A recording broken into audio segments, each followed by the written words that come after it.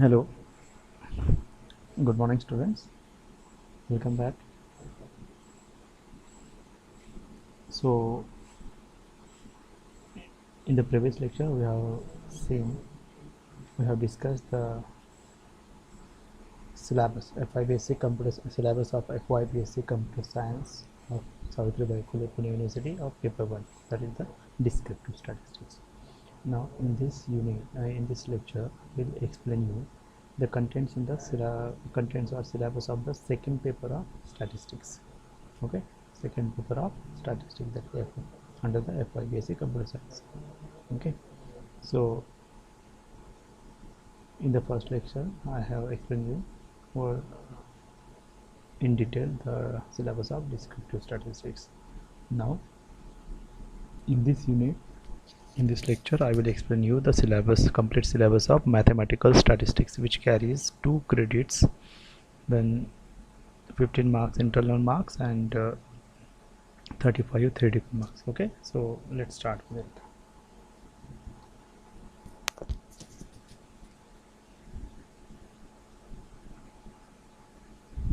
So the name of the paper 2 in semester 1 is mathematical statistics. Okay, so there are 2 credits as I said, and now there are 4 units as in the paper 1. Okay, so topics or contents are as follows. Unit 1 is theory of probability. Okay, so probability is under that we will be discussing the counting principles. There are 2 types of counting, there are 2 counting principles. Okay, so then addition principle, then multiplication principle, addition rule, multiplication rule, then permutation and combination. These are the prerequisite of understanding the probability.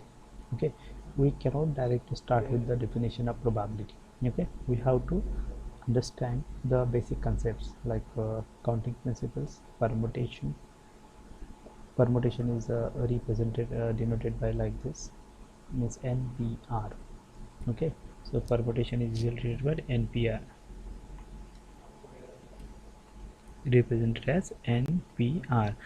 N means total objects, R means selected objects. So permutation is the arrangement of objects. Okay, then we study the combination.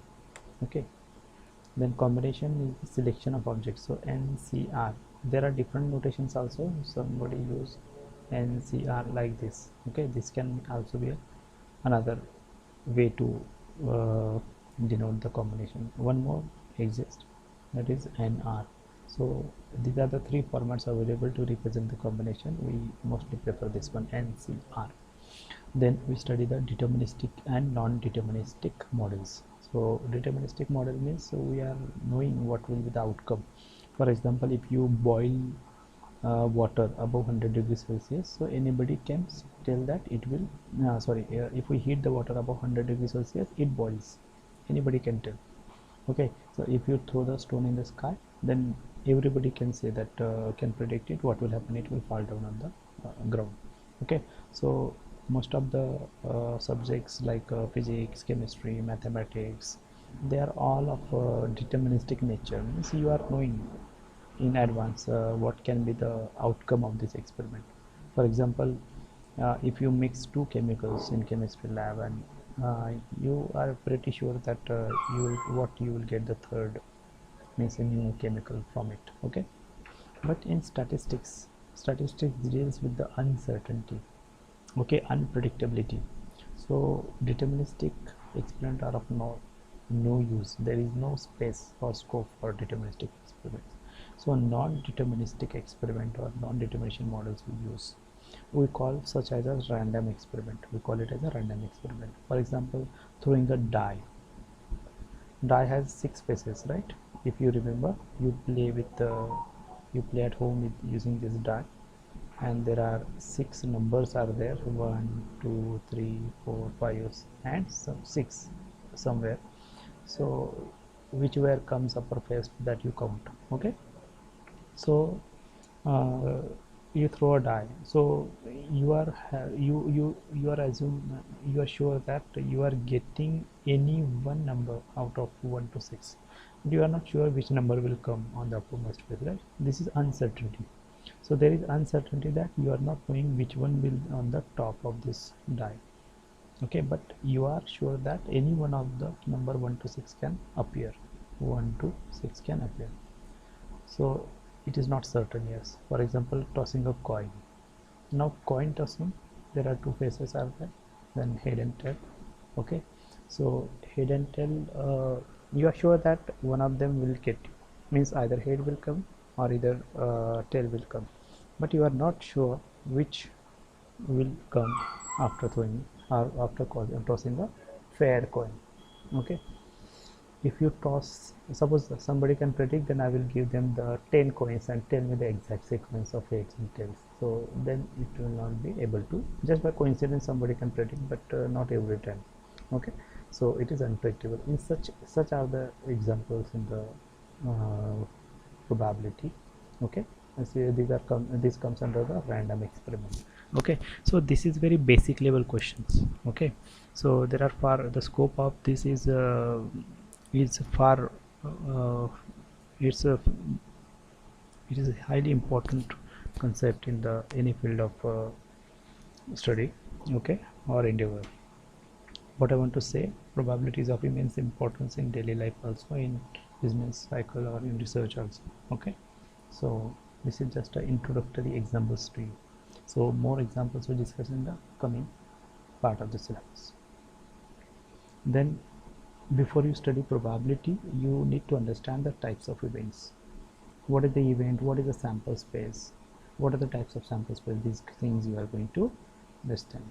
Then we comes here the probability. After getting all these topics very well, then you are able to start with the probability concept. So in that we understand the classical definition, then probability models, then axioms of probability, then probability of an event. So these will be introduced. Then in this syllabus you have theorems on various theorems on probability. It is mentioned that it will be without proof. Earlier in the before revision of the syllabus it was with proof, but now it is omitted and you have to just remember these statements only. Okay, so there are 5 theorems on probability which is really very important to understand. Okay, probability of any event lies between 0 and 1. Then probability of an event and its complement, a dash means complement, is 1. Then probability of 5 means empty set, is 0. Okay, empty set, how will you define? Suppose a die is thrown, you are sure you will get 1 to 6, but somebody asks question, what is the product getting 7? So this is impossible, means it will belong to empty set. So such an event, in such a case the probability will be 0. So that's what this third thing is. Then probability of A is lesser or equals to probability of B when A is subset of B. What is a subset of A? Is subset of B means what? Suppose this is B and this is A. Okay, this is A and this is A. Now A is, we can say that A is subset of B means all elements of A are in the B, but all elements of B are not in A. Okay, so who is subset of which event? Now let me tell you that events are always denoted by capital letters. Okay, so in the particular lecture I will explain in detail. This is just the explanation of the syllabus in short, so that you can connect with the topic. Okay, so A is subset of B means in such case the probability of A will be less or equals to probability of B. That's what I want to say. Then here probability of A union B, this is also called as the addition theorem on probability. So it is P of A plus P of B minus P of A intersection B. So though proof is not expected, I will tell you when we will discuss their proofs. Okay, so some part we have to work with university, but some part I will explain you for knowledge gaining purpose. Okay, so I think you should know the proof of all these theorems to understand how to use and where to use it. Okay, so in the subsequent lecture I will explain it. Then numerical problems based on the real life. So this was the introductory unit which describes you the basic requirement of probability, means what is counting principles, what is permutation, what is combination, then introduction to random experiment, then types, then sample space, its type, then events. Types of events are What are the types of events? Then first of all, the simple event or elementary event, mutually exclusive event, exhaustive events, then complement of an event. Okay, so all these are the examples of or disjoint events. Okay, so all these are the examples of events we will learn in this unit. So it is of basic nature. Then comes the advanced concept in the probability. Okay, so unit 2 is dedicated to conditional probability and independence. In that we are going to understand the concepts and definitions of conditional probability. Okay, let me give you one simple example. Suppose okay suppose whenever you calculate the probability with respect to sample space is denoted by the symbol omega. So whenever you calculate the probability with respect to sample space, it is unconditional probability.